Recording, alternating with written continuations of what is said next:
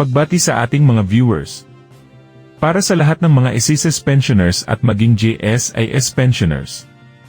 Una sa ating agenda, mga lolo at lola, mga senior citizens, SSS pensioners, huwag maniwala na mayroon ng SSS pension increase. Sabi ng isang video mula sa Pinoy Bulletin YouTube channel, nasa bangko nyo na. SSS 1,000 pesos pension hike. Naku po. Huwag maniniwala. Isa yang malaking panloloko. Maging maingat sa inyong mga pinanonood, hindi pa po nagpapatupad ng bagong 1,000 pisong pensyon o namimigay ang Philippine Social Security System. Isa yang malaking fake news. Ngayon, kung tungkol sa layunin ng pagkakaroon ng dagdag pensyon para sa mga SSS at GSIS pensioners, alam mo ba na mayroong isang party list na nais na mangyari ito? Panoorin at pakinggan mo itong kanilang mga layunin. SSS GSIS Pensionado Party List.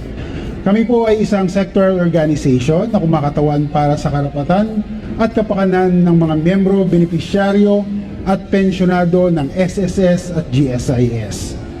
Isa lamang po ang layunin namin, magbigay ng tunay at maayos na representasyon para sa mga pensionadong Pilipino, maging sa kasalukuyan man yan o sa hinaharap. Pensyonadong Pilipino na ngayon pa lang ay marami ng hinaing tungkol sa kanilang benepisyo at pensyon. Ang pangunahing advokasya po namin ay ang dagdagan at itaas ang buwan ng pensyon na tinatanggap ng ating mga pensyonado. Kailangan pong tumugon na sa kasalukuyang pangangailangan ang natatanggap nila kada buwan. Naiintindihan po namin na hindi pwede basta-bastang ibigay ito ng SSS at GSIS.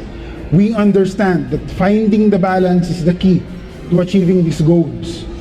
Solusyon na tutugon sa kasalukuyan habang pinoprotektahan ang kinabukasan. At dahil dito, napakalaking bagay po ng aming mga inihaing Certificate of Nomination at ang aming mga nominado ay kumakatawan at nauunawaan ng sistema, pulisiya at tunay na nangyayari sa GSIS at SSS. Ang aming first nominee ay si Ginoong Rolando Rolly Ledesma Makasaet, dating SSS President and CEO, dating GSIS President and General Manager, at higit sa lahat, isang tunay na pensyonado. Makakasigurado po tayo na mauunawaan niya ang sistema, pulisiya at tunay na nangyayari sa SSS at GSIS. Para sa SSS GSIS Pensionado Party List, kailangan ng suporta ng Kongreso sa pamamagitan ng pagsasabatas ng mga mekanismo upang masigurado ng lahat ng benepisyo, maging dagdag na pension man yan o iba pang social security benefits ay sustainable. Para sa bawat membro ng SSS at GSIS na naghahangad ng mas maayos na proseso at benepisyo, para sa bawat pensyonado na nais ng mas mataas na pensyon, para sa bawat Pilipino na dapat pensyonado, nandito na po kami, ang SSS GSIS Pensionado Party. Salamat po.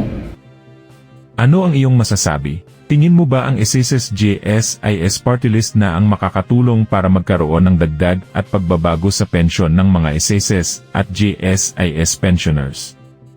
Muli, ito ang Senyor Balita naghahatid sa inyo ng makabuluhang balita at totoong impormasyon.